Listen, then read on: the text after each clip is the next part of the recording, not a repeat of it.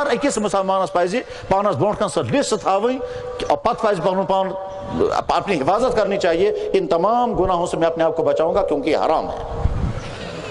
اور اتنا کرنے کے بعد پھر ابھی مسلمانوں کی ڈیوٹی ختم نہیں ہوتی. اس کے بعد مسلمانوں کی اصل ڈیوٹی شروع ہوتی ہے. اور وہ اصل ڈیوٹی کیا ہے؟ وہ اصل ڈیوٹی ہے دنیا کی قوموں تک اسلام پہنچانا.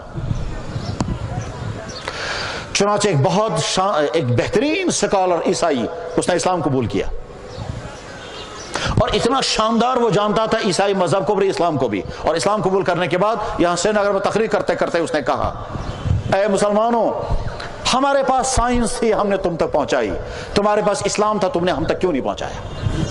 پھر وہ کہتا تھا میرے ماں باپ جہنم میں جائیں گے, میں قیامت کے دن اللہ کے پاس کھڑے ہو کر کہوں گا یا اللہ میرے ماں باپ کو جہنم میں بعد میں, پہلے ان مسلمانوں سے پوچھئے انہوں نے ایمان ہم تک کیوں نہیں پہنچایا.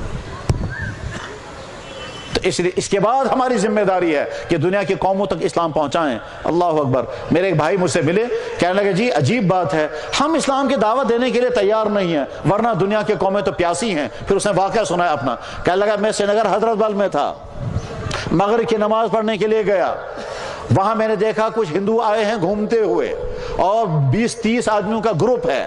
وہ کہیں ویشنو دیوی میں بھی گئے تھے, پھر کہیں امرناتھ میں بھی گھومتے رہے, اس کے بعد پھر حضرت بل میں وہ آئے تھے. جو ہی اذان شروع ہو گئی انہوں نے اپنے سر پر کپڑا رکھا. میں نے سوچا ہاں یہ تو کچھ ادب والے ہی ہیں. میں نے نماز چھوڑ کر پہلے ان کو جمع کیا اور 15 منٹ ان کے سامنے گفتگو کی. 13 آدمیوں نے کلمہ پڑھ لیا. اور ان میں سے ایک آدمی کہتا تھا او میرے مالک میں تجھے ڈھونڈتا تھا ویشنو میں, تو مجھے یہاں ملا. اور میرے مالک میں تجھے ڈھونڈتا تھا وہاں پہاڑوں کے اوپر, تو مجھے یہاں ملا. آج تک مجھے کیوں نہیں یہاں پہنچایا تھا. اور میرے مالک میں تجھ پر قربان ہو جاؤں تو یہاں بیٹھا. اس کنچوانا نہیں.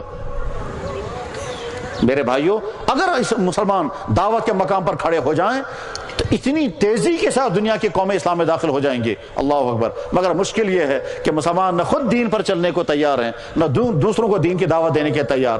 عہد کریں انشاءاللہ اللہ نے ہم کو اسلام کی دولت عطا فرمائی ہے, اس اسلام پر چلیں گے, اسلام پر عمل کریں گے, اپنے گھر کو مسلمان گھر بنائیں گے, اپنے بزنس کو مسلمان بزنس بنائیں گے, اپنے دفتروں کو مسلمان دفتر بنائیں گے, اور جو اسلام ہم سے چاہتا ہے اس کے مطابق عمل کریں گے. اسی میں ہم سب کی کامیابی ہے. وآخر دعوانا ان الحمد للہ رب العالمین برحمتک یا ارحم الراحمین.